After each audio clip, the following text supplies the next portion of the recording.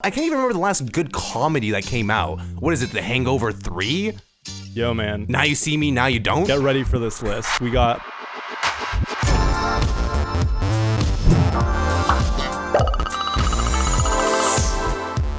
Hello and welcome back to the Behind the Screen podcast, which you can now find on Spotify. I am joined here today once again by my good friend, Connor. How you doing, buddy? I'm doing good, man. What's going on? You having a good year? I'm having a great year. Best year, probably say, right? Not rocky at all. This year has been one for the history books, and more so than anything, movies that came out this year. There's just not been... If you want a Robert De Niro movie where he plays an angry grandpa, you're covered for this year. But outside of that, you better like Tenet. And you know what?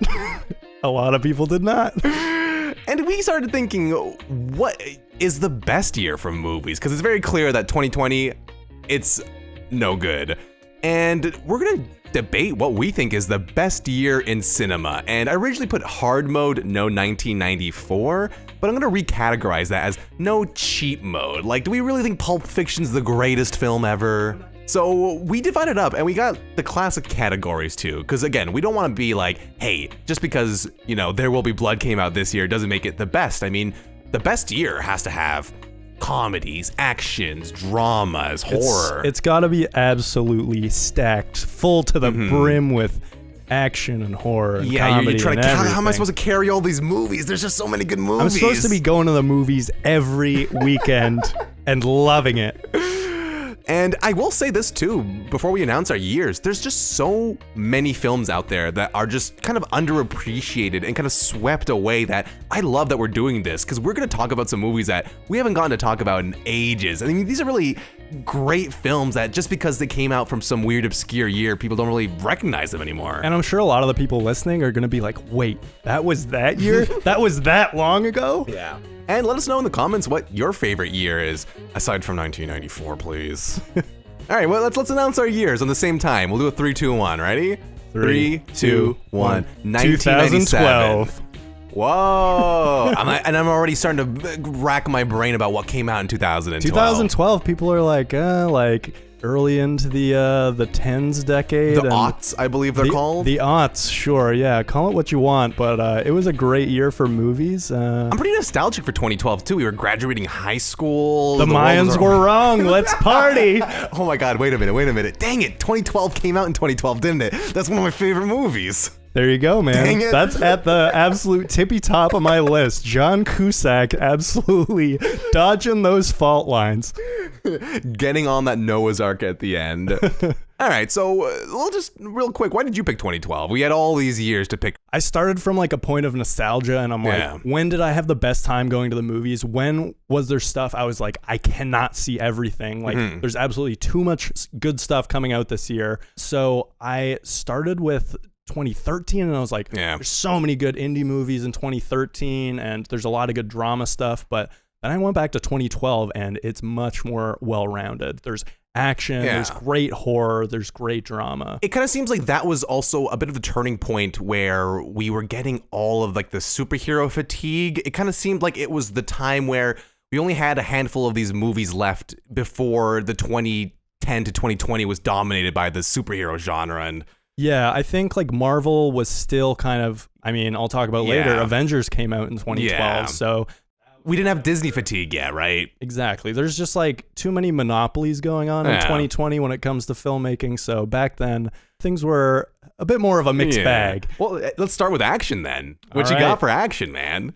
Action. So, of course, we've got the Avengers. And well-trodden. Here's something I will say about both of our year's selections as well. I picked a year where I didn't go to the movies until 2000, 2001, 1997. These are kind of like the VHS movies that I was being subjected to at Blockbuster and just like renting all these movies, versus you picked a year where you were seeing more of the movies in the theaters. I think that's very interesting. Yeah, I mean, I was going to school at the time. I had so much more freedom. So it's we had like 3 theaters like a block away from us. Like. Exactly. Like I was living in the city and they were playing absolutely everything. Whereas like the town I grew up, it was like you'd get Avengers, but that's about it. Like, it's when Avengers 3 came out and you're like, okay, I can. Yeah, what's a shawarma? So what you got for action? 2012, right? Obviously. That's not even on my list.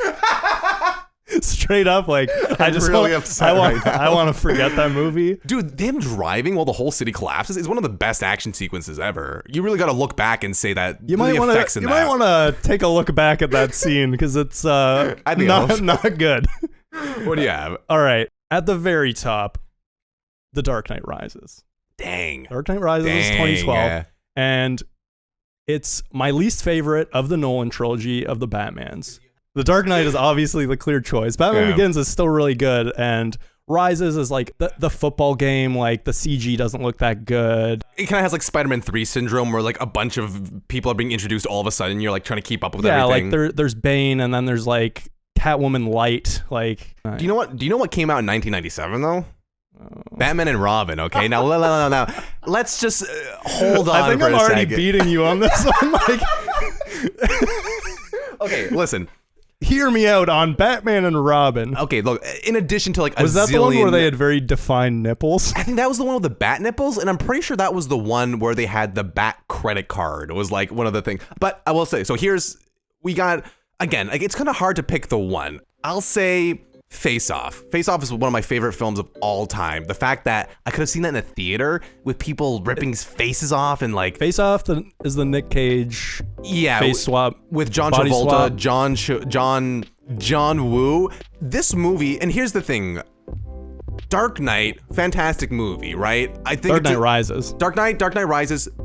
Oh, Rises came out in 2012. Yes. Right. Oh. No. Why did I think it was Dark Knight? Because we were talking about which was these the best naming one. mechanics are terrible for your franchise. But I will say that a lot of the stuff we saw in 1997 was brand new original ideas for movies. And let's start going into like the lists and whatnot too, because we all have things like there's things like Dante Speak, Starship Troopers, Tomorrow Never Dies, Air Force One, Speed 2, Face Off, Con Air. Speed 2? Did you include Speed 2 on your list? Cruise Control, baby. Oh my god. At least it's not the one on the cruise ship. That's Speed 3, right? No, that is Speed 2. Cruise Control. Cruise. Yo, they're going like 11 knots. Like, who's like, you know what's the fastest vehicle we can find for the sequel? Like, they should have made it a jet. He's Make it like a jet. Yeah, they should have picked something much faster. Make it faster, not slower. All right, what came out in 2012? All right, we've got The Grey, Hunger Games, Dread, which is amazing Gritty's action. Yeah, Hunger Games. I have to include it. It's like this. Anyway, we've got End of Watch, Taken 2, Skyfall. End of Watch came out in that year? Oh, yeah. The Red Dawn remake. Everyone hated that, I thought. It's good. Really? It's good. But wasn't it like PG-14 and like the original was like, how can you have a PG-14 war invasion movie? No, it's like comic booky, and obviously the original Red Dawn is way better, but I didn't think it was the worst remake, and it had like Chris Hemsworth and stuff in it. You got any more remakes for me? No. Did Ghostbusters come out that year? No? A couple years later? Okay. The Hobbit: An Unexpected Journey. Oh, I love these reboots, man. I love the classics, and I love thinking about them while I'm watching these newer ones. And kind of forgotten, but I remember really loving it at the time, Jack Reacher.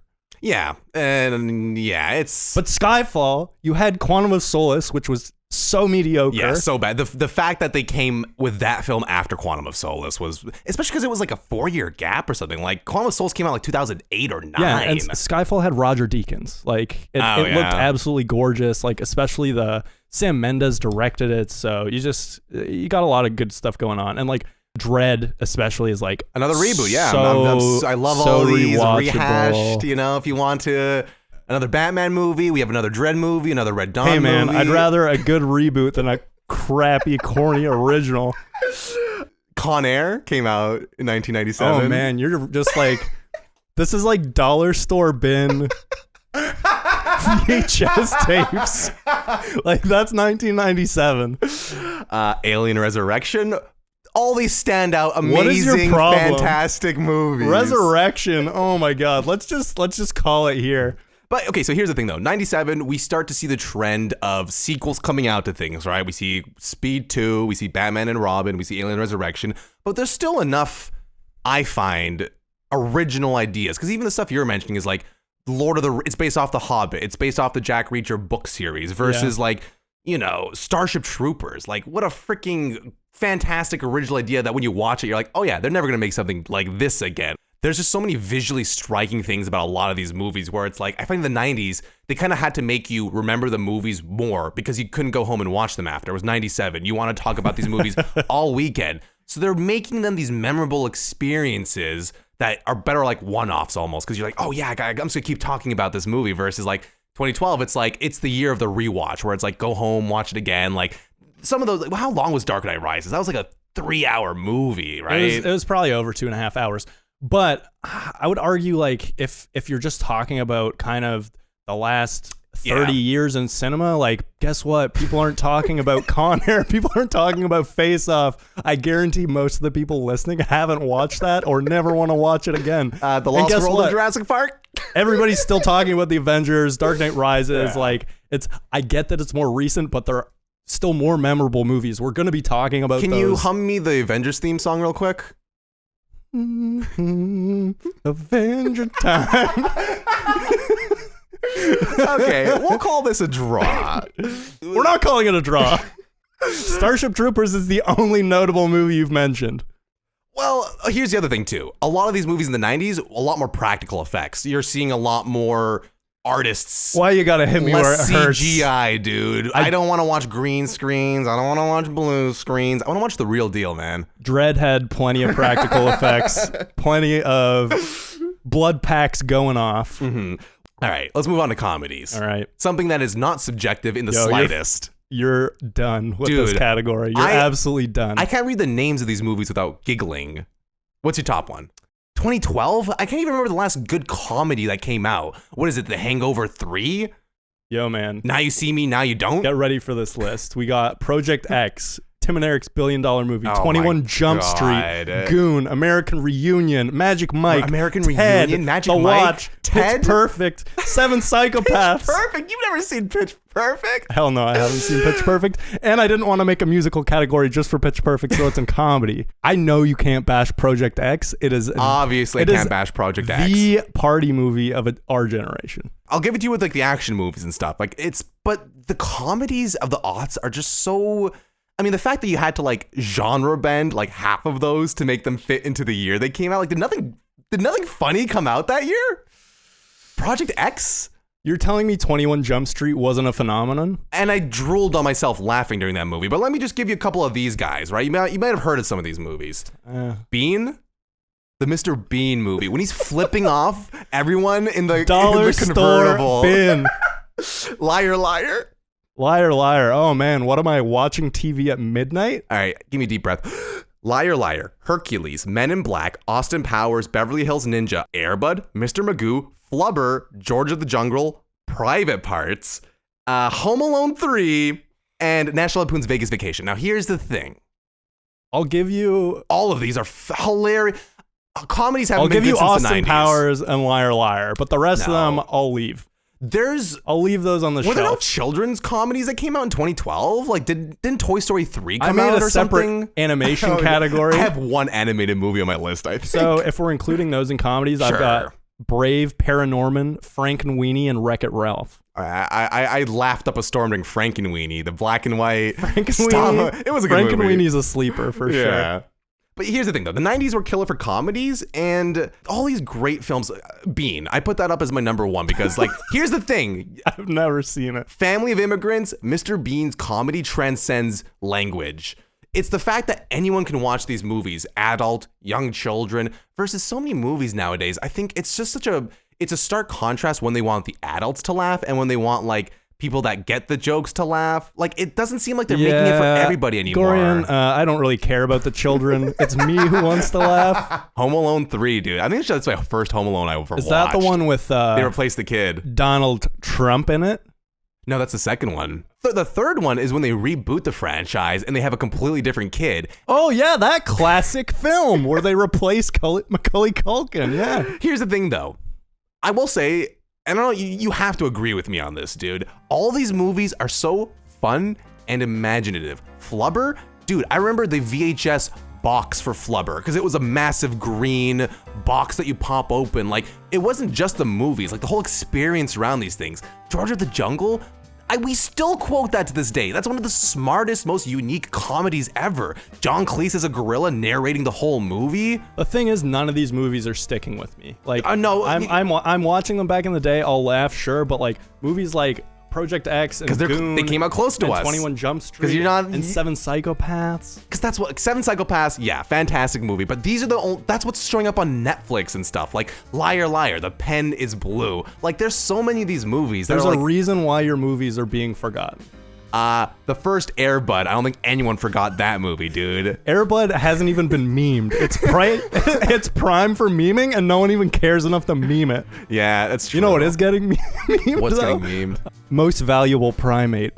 Oh, MVP? MVP. Yeah, there's no rules that say you can't have a primate in the basketball game, you know? So, it's up there. Wasn't he a pro skateboarder, the chimpanzee in that movie? Versatile. Very versatile with his you have Tony Hawk and you have Tony Ape, you know? I will say, in 2012, they would have just made that chimp CG. Mm-hmm. Got Andy Serkis.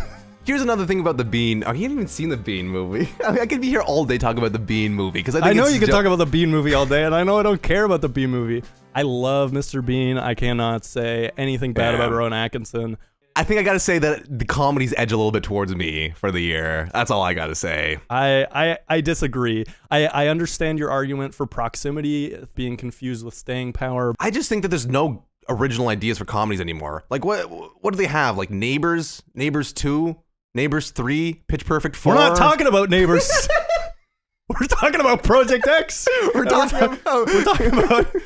talking about American Reunion. That wasn't great. But Goon's like a hockey I guess you could say Slapshot. It's like a derivative, but that was like wholly original. Yeah, it's a very different. And that's the thing. You need to have more Goons on your list. Like there needs to be more kind of like I don't know if you exclude like I can do with some more Goons on my side. Yeah. Again, I'm just sick. I think what the main thing with me is that I'm sick and tired of seeing the same 5 actors in all the comedy movies. I'm sick of seeing Charlie Day in every comedy movie with Ice Cube. I'm sick of Ice Cube showing up in all these comedy movies. I don't want to see Kevin Hart anymore. I'm so sick and tired of these people that play the same shtick, you know? They've been writing it for like 10, 15 years. Are you sick of Paul Rudd? Say it. Say it to the listeners that you're sick of Paul Rudd.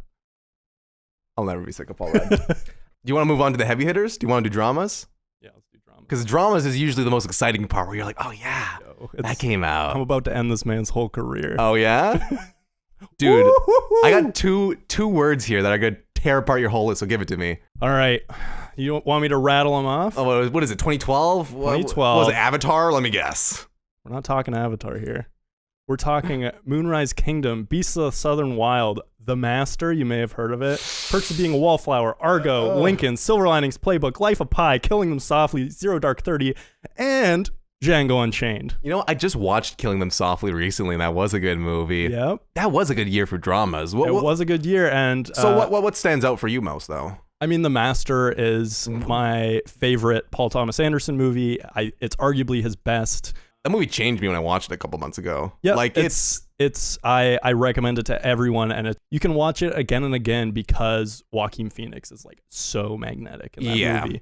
Punch Drunk Love would maybe be a close second for me. Yeah. But no, Moonrise was fantastic. Moonrise is my favorite Wes Anderson movie, and it was the Wes Anderson movie that I think led everyone to discovering him again, because what was the one that came out before Fantastic Mr. Fox? Like it was such a weird gap of movie years that when Moonrise came out, the people kind of grew up a little bit, and like we all started becoming a little bit more mature with our film choices, and we're like, this looks like an interesting, fun movie. Well, like Moonrise Kingdom was like so tender, and it had like fictional setting in New England, like the island of New Penzance. So like the set and setting of the movie was so good. Like you get like a stacked cast in every Wes Anderson movie, but these two, like the two young leads, they made the movie. They're amazing, and it's just like such like a punch in the heart. I don't know how we're gonna decide which PTA movie is better, because mine's Boogie Nights, dude. How are we supposed to pick? I can't do it. The Master, I'm sorry, it's much better than Boogie Nights. Boogie Nights is a very separate film, but it's The Master is like, if they ask you on a test what's the best film, you write that. But then if you write Boogie Nights, that's like a personal answer. I think Boogie Nights is just The Master. Yeah, he'll just run off my list of dramas though. Making Boogie Nights, P.T. Anderson was Boogie Nights. Boogie Nights. P.T. Anderson was doing a lot of cocaine. Yeah. The Master, he was doing a lot of Adderall. Oh yeah. walking back and forth between those walls. I just made those up. Don't come after me. So we have Boogie Nights, Jerry Maguire, LA Confidential, Good Will Hunting, Jackie Brown, Chasing Amy, The Postman, Donnie Brasco, The Game, I just lost it, The Ice Storm, Life is Beautiful, Princess Mononoke, Lost Highway, Gummo. Did I already say Air Force One? This list is actually pretty stacked. And the original Funny Games. The original Funny Games, man. Yeah. I watched that for the first time in quarantine. I regretted it. Did you watch the remake? No, I haven't seen the remake. Dude, possibly hand in hand with the first film. Fantastic. It's like the most psychologically brutal film ever. Yeah. And here's the thing, too. Especially like all these years, dramas, it's going to be impossible to pick which are better. And Jackie Brown, for me, definitely beats Django. I know a lot of people disagree with that, but Jackie Brown is like so, I wouldn't say slept on because it's still very popular, but the pacing of it is much more like Once Upon a Time in Hollywood, and I think it was like a very mature film for Tarantino to make at that time. Because here's the thing, I will say a lot of the films that you mentioned for dramas they have like fantastic auteur theory. Like they are so distinct that it's almost a bit daunting to try and take on The Master. Like it took me like years to watch The Master because it's a 3-hour movie. I don't think it's that inaccessible. Like people like see like The Master and they think it's like reading Ulysses or something, but it's not. It's like, it's 3 hours of your life. Like you watch like 8 hours of television a day. Just sit down and watch the movie. It'll make you feel... Versus the dramas from 1997 are a lot more traditional. They're a lot more just like pure story-driven things. Like you have things like Good Will Hunting, where it's like, it's just like a genuine, honest...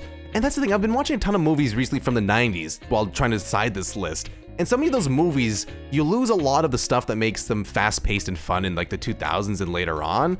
Like, what are the other dramas you have on there? See, like a lot of these, like, I think The Master and Moonrise Kingdom are kind of my tentpole films on here. Yeah. But I will say, like, movies like Perks of Being a Wallflower, Argo, Smash, Lincoln, Silver Linings Playbook, Life of Pi, they are all kind of like Oscar baity. Yeah, because like Lincoln and that's not to say they're bad, but like a lot of the movies on the 97 list. Dude, The Ice Storm? That was have you seen The Ice Storm? No. You never seen The Ice Storm? With Elijah Wood? No. It's really, really good.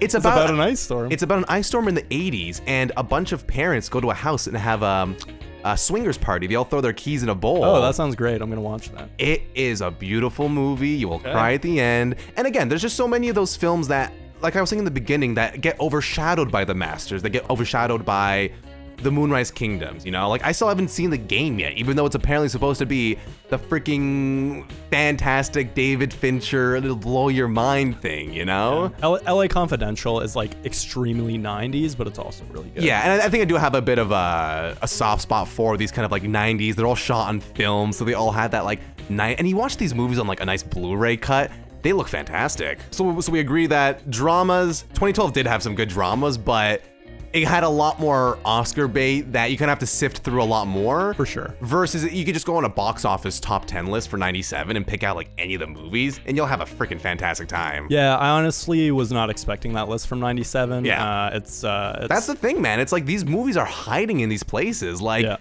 no one thinks about Funny Games. No one thinks about The Game. Like it's up to us, you know? Yeah, I mean, don't watch Funny Games if you're just sitting in your apartment and it's cloudy. Like maybe like watch it when watch like Princess Mononoke or something instead. Fantasy sci-fi. I'm not big on either of these, and they also kind of cross. You know, Dread could be sci-fi fantasy. So even if you have double ups, but for mine, I got The Fifth Element, Contact, Gattaca.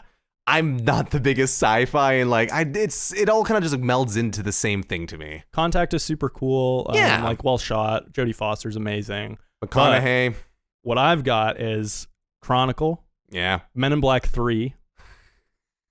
Didn't put on the comedy section. Put it in the. That's sci-fi, baby. That's Aliens. No, it has Flight of the Conchords in it. It's a comedy. That's Aliens. That's all right, keep going. Prometheus. Yeah, I love Prometheus. Like, when people harp on Prometheus, I just think that you don't know how to have a good time. You know, it's like... Just accept it. Why wouldn't the scientists have done it this way that I thought of? Well, guess what? You're not them. Yeah, if you hated Prometheus, definitely don't watch Raised by Wolves, because it's just... boop. Yeah. Way worse. And last but not least, Looper. Yeah. Well, man. You didn't like Looper? I liked it till I read a thing that just like ruined the whole plot. And again, I know. Rule number one: never read time travel theories. I know you're into that. You like? No, I just almost went schizophrenic, like reading primer breakdowns. But so what? It's too complicated to kill people in the future, so they send them back. But then they just kill the dude's wife all of a sudden, and it's like, what? All I'm saying is, if you just watched The Last Jedi and you need a Rain Johnson fix, watch Looper. Did any Star Wars movies come out that year? I don't know, and I don't care. Yeah, we are not including him on these freaking lists, dude.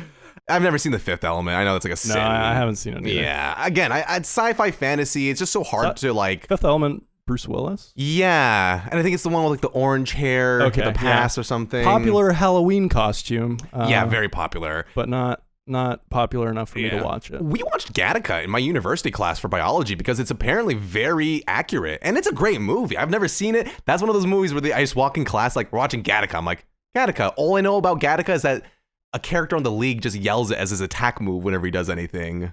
Yeah, Ethan Hawke's in it. I've never seen it. It looks kind of like campy to me. Yeah, it's too much like I don't know. Like I read like Brave New World, and I'm like, yeah, like that's scary and stuff. But the 90s have too many of those movies where it's like a bunch of people wearing like silver jumpsuits and they're all like living together. And I'm just like, what's the Michael Bay one? Like they all like combine into like we get it. In the future, our clothes are going to be tinfoil. Do you want to just let's go to horror, because that's our bread and butter. It's October, it's spooky. My list is 2012. I'm trying to think of what came out. My list is it's pretty light. There's a lot of horror films from 2012 that I hadn't seen. I'm sure there's a million that came out, but I all Blumhouse. Yeah. The Game has 9 haunted house movies, 6 ghost movies, a possession movie. So I've got 4 heavy hitters though. Okay. I've got Cabin in the Woods, came out in 2012. Oh my god, one of the best movies. Like tossed so good horror tropes upside down, absolutely amazing. The movie that tricked me into thinking Joss Whedon was better than he was. Yeah, it's like I see Cabin in the Woods, I think, and then I'm like, Joss Whedon's a really cool guy. Oh man, he's gonna keep making good movies like this.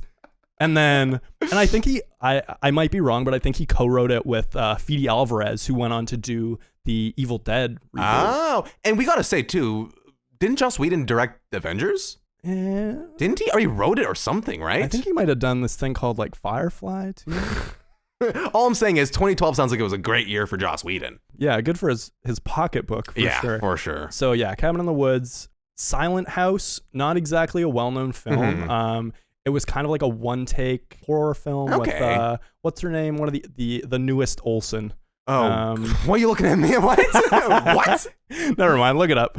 But here's the thing, though. I like that you said that answer because it's one of the first answers from your list that you're like, I've never heard of that movie, but I'm intrigued in like watching it. Silent House is really good and like very scary. Definitely a slow burn. Yeah. We've also got this is kind of a cult movie, but Beyond the Black Rainbow, which was the movie the director did before Mandy. Oh, really? Yeah, and interesting. It's Canadian as well.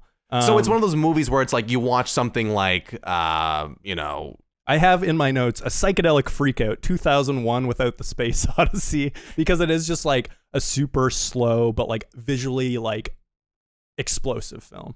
Right. Again, like these are like movies that like I've never heard of and don't get much attention. So for a film from 2012, it's like everyone's heard of Chronicle, everyone's heard of all these movies, but finally we're starting to get to some of these like sleeper hits, which are like one of my favorite things of all time. Yeah, Silent House and Beyond the Black Rainbow are both like super excellent kind of cult-ish movies that I just kind of like picked up because I was watching so much stuff in 2012 that I'm just like, saw them on VOD. It's great too because you said it was the guy that did Mandy, right? Yep. I find like a lot of the times now we're getting these directors that put out these kind of like great movies and you're kind of like, oh wow, Blue Ruin, like let me check out Green Room, you know, let me go back and see like what other stuff they've done and vice versa, you know? You gotta love when a director is consistent. And like, there was 2012, and then his next movie was Mandy. Yeah. So it was like a huge gap in between too. Yeah. So a lot of planning for Mandy. Worth the wait anyway. And then Piranha 3 Double D. Now, you know exactly what to say to get me interested. David Koechner, bring me my legs. Yep. Piranha 3 Double D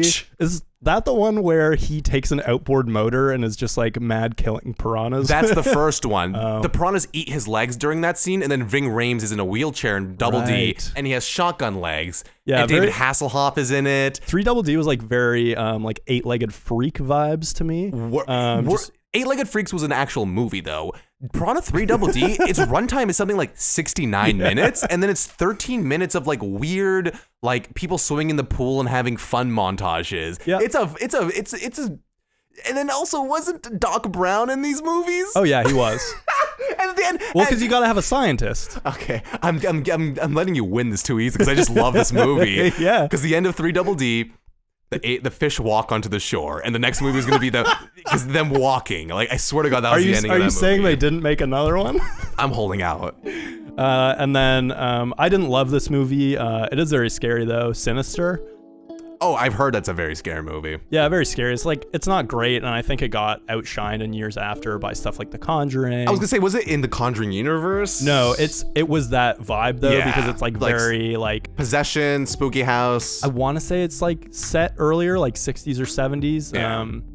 Don't hold me to that though. Okay, let me hit you with some of these though. Cube. Wouldn't be why you gotta hit me with Cube? Wouldn't be behind the screen if we weren't talking about Cube every episode. I love Cube. Canadian, indie. Yeah. And again, they made a movie in a box. And I'm pretty sure it was like the same box, just like they repurposed just changed over and over again. Yeah, no, it's perfect bottle film. You have, we got films like Jack Frost. We love Jack Frost. Not the Michael Keaton movie, the killer snowman movie. Yeah, I was thinking of Michael Keaton. Both good though. Michael Keaton gets snowballs, they look like boobs for a second. Great movie. Yo, have I seen Jack Frost? I probably don't not, think so. dude. And here's the thing though. You would remember the cover because it's got a lenticular VHS cover that when you walk by it in the store, it would go from I've seen the cover. Yeah, and it would always because the lenticular like version of it's a scary because the covers would never ever be like the movies, and right? Who's like sitting down with executives and they're like, all right, catch this Killer Snowman movie, like I like it. That takes some guts. It's got the same name as a Michael Keaton movie. Doesn't matter. We'll do it. Same year. Everything. Green light. We have I Know What You Did Last Summer. Okay, sure. Did anyone watch that? I always thought that was a fake movie that they referenced in other movies where it's like, I Know What You Did Last Summer. I thought that was like one of those movies like in Home Alone where they're watching Angels Without Wings on TV. I Know What You Did Last Summer. That wasn't the Hook on the Door movie, was it? That was Candyman, right? Like, it just seems so... I don't remember. It's just got like lost in the shuffle of 90s horror. So yeah. Obviously, it didn't stay with me that much. But the title is so like everyone always says it. They're like, I Know What You Did Last Summer. It's it's like seen that the movie? most referenced horror movie, and you're like, what happened in that? They know what I did last. So what? I think it's like about kids. Like what? They like kill kill someone. They want someone with their car, and instead of calling the cops, they like and throw then the body in a the summer after they start getting. Why am I talking on my ass about this? I don't remember it. You basically wrote the movie. And then we also have Anaconda. Oh, Ice Cube. I was like, a great movie. I was just had a day off and I was in like my hotel room and when I was in Ottawa actually, and Anaconda was on TV, so it was like 4 hours long with commercials. And like all the good stuff's edited out. Yeah, but the CG somehow looks worse on cable. A lot of people get eaten by a big snake. Yeah. So it also had some like big stars in it too. That I know Owen Wilson was in it. I know Ice Cube was in it. But there was like wasn't like Van Damme in it or something crazy? I don't think Jean-Claude Van Damme was in it, but yeah, there's a couple of people I'm forgetting. Owen Wilson, obviously, gets murdered by. And I think maybe Michelle Rodriguez seems like she's maybe like in the boat or something. Like it's just like all these people have like elevated so much, and then you go back and watch a movie like that, and you're like, oh, this would have been a B movie if it came out today, but this 100%. Was like a huge blockbuster. It was massive. I remember watching the sequel first too. It was like one of those things where it's like I watched like the direct-to-video sequel before I saw the real one for like 10 years. I like how the impetus for that movie is like they're like eating orchids and like they never stop growing, like because they're immortal or something. Like you couldn't have just been like, there's a big snake. Yeah. And then rounding it off, we got Event Horizon, one of the best depictions of hell of all time. I guess I should have put that in sci-fi, but whoops. well, I mean, I put Men in Black 3 in sci-fi. Yeah, so. it's definitely, I'd say it's a horror movie more than anything. And I don't know if you've seen it or not, but Event Sam Horizon, Neill. I've just seen like screenshots of like horrifying, like Yeah. Hellraiser level, like. Well, the screenshots you're referring to is like the deleted sequence of hell that they had that was much too long, and the censors made them cut out. So they have like the still images of like stuff that, and it's basically the last scene of Event Horizon is the exact same scene from Willy Wonka when they take the little car and go through the tunnel with the chicken's head cut off. Like it's the exact same thing in Event Horizon. And then I just want to say Scream 2. I know you're not a fan of Scream. I love Scream 2. I saw it at Drunk Movie Night. It was one of the best times in the theater ever.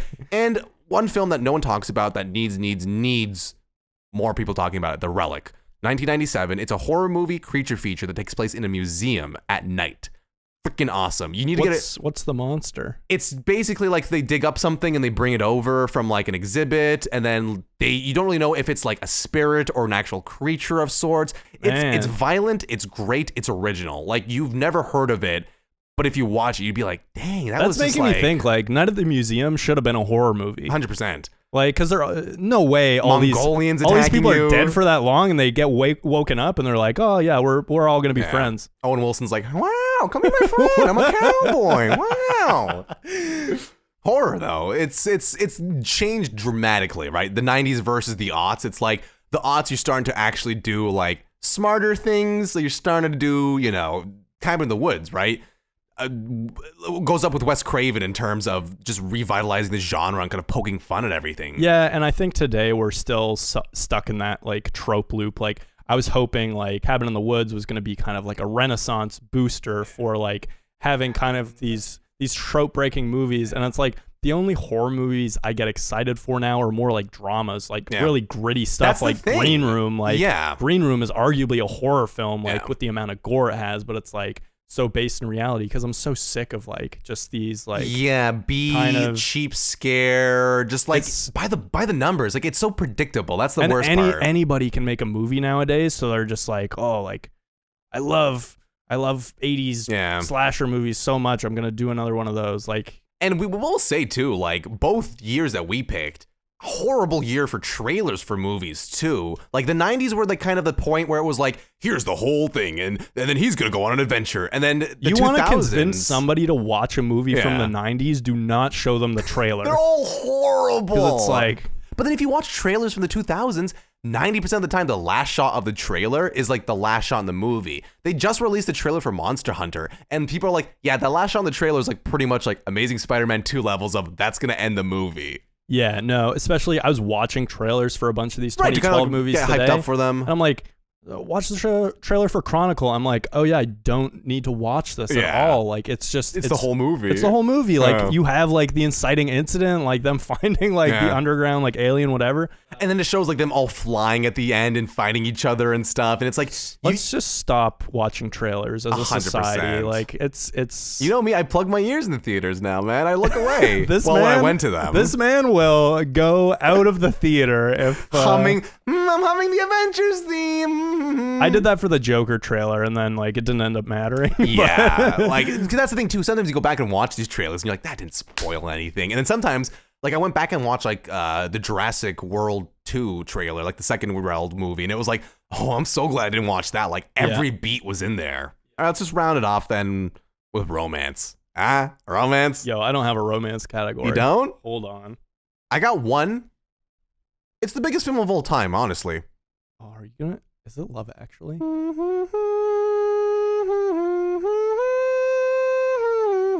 What are you humming? It's the Titanic, man. The Titanic came out in 1997. Well, and made billions and billions and billions of dollars, which means it's a better years than yours. You know, it came out in 2012. The Titanic remaster, where they fixed the stars. Did it actually come out in 2012? Oh, yeah. Oh, yeah. That doesn't count. That counts for me. Guess what?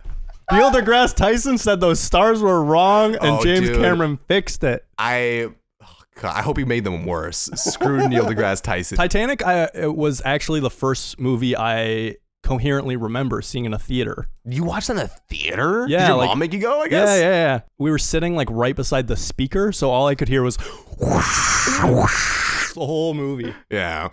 I felt like 1997 in general was, a lot of the movies on your list were, while you say they're original, they were very safe. Yeah, like there's not really anything that's like, oh man, Jim Carrey can't tell lies. Whoa, who knows if this is gonna play well with the. It's like, yeah, it's like a very safe, you know. And that's why there's so many more that you can kind of like list off. They're very like nice, enjoyable films to watch, and there's not anything that's pulling you out of the movie. Like no one's popping up a Sony Vaio laptop in class, and you're just like, oh yeah, it's a Sony movie. Yeah, I think it definitely took a while in the 2000s for people to get over the technology hump.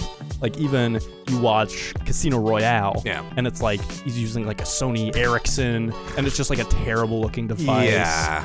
97, I honestly didn't expect, especially with the drama category. That's the thing. For it to be that much good stuff. And it's all these movies you're talking about are stuff I remember because you're right. I was going to Blockbuster, and all those movies are such a big part of my childhood. Yeah, because I did have such a huge VHS backlog that I was just like, as I got older, I was just watching mad stuff from the 90s. And I don't know, all those movies, whether I think they're good or not, are very nostalgic kind of touchstone films. Yeah. Maybe not Face Off, but. I shed a tear at the end. Well, all we know is that 1997 and 2012 are a heck of a lot better than 2020. Yeah, let's not talk about 2020 anymore. I can't wait to watch Robert De Niro be an angry grandpa again. I can't wait for the remake of Candyman. Oh. Halloween Kill. Fast and the Furious. What else is supposed to come out? That was supposed to come out like March of this year. Oh my god. But you know where you can find us all year round? On here. Where can they find you, Connor?